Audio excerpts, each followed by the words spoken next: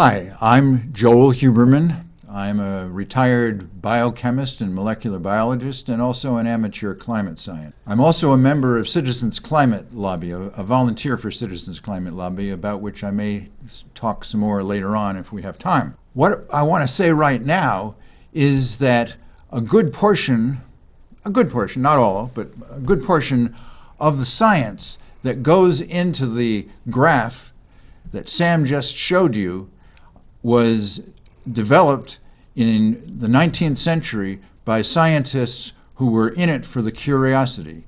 Certainly not for the money. They didn't get paid at all. They did it on their own funds, and certainly not for politics. Those scientists started off at the beginning of the 19th century by the famous mathematician Jean-Baptiste Joseph Fourier. And what Fourier contributed was the mathematics of heat transfer, as well as the understanding that there's something about the Earth's atmosphere that traps heat and allows the Earth to be warmer than it would be if it weren't for the presence of the atmosphere. And the next scientist in line was an American woman named Eunice Foote. Eunice was not an aristocrat, unlike the other guys I'm going to be talking about. She was a middle-class woman, but with a strong intellectual curiosity. She did experiments and was the first to show that carbon dioxide is a component of the atmosphere that traps heat. She also pointed out that if more carbon dioxide went into the atmosphere, the Earth would warm. So Eunice Foote is the scientist who should be credited with the first basic understanding of the greenhouse effect. She was followed just a few years later by John Tyndall, an Irish scientist working in England who was an aristocrat and had access to lots of fancy equipment. And with that fancy equipment, he showed that not only carbon dioxide, but also water vapor and methane are greenhouse gases. And he too pointed out that putting more of them into the atmosphere would warm the Earth.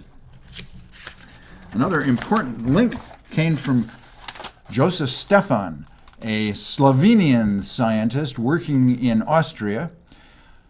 He did a lot of measurements of the energy coming out of bodies that were at certain temperatures, energy in the form of heat radiation. And he showed that there was a relationship between temperature and amount of heat radiation, and that relationship became known as Steffan's law. The last of the scientists I want to talk about is Svante Arrhenius, a Swedish scientist who used Steffan's law and a hand calculator, not a digital calculator, it's called a slide rule, to calculate how much the Earth would warm if the amount of carbon dioxide in the atmosphere were doubled. He did his calculations and with a very crude climate model and concluded that the Earth would warm by about 4 degrees Celsius, which is about 7 degrees Fahrenheit, if carbon dioxide were doubled. His estimate is very close to modern estimates, which have a range of 2 to 5 degrees Celsius. And there you are, ladies and gentlemen. All of the science behind the greenhouse effect was worked out in the 19th century, no politics involved.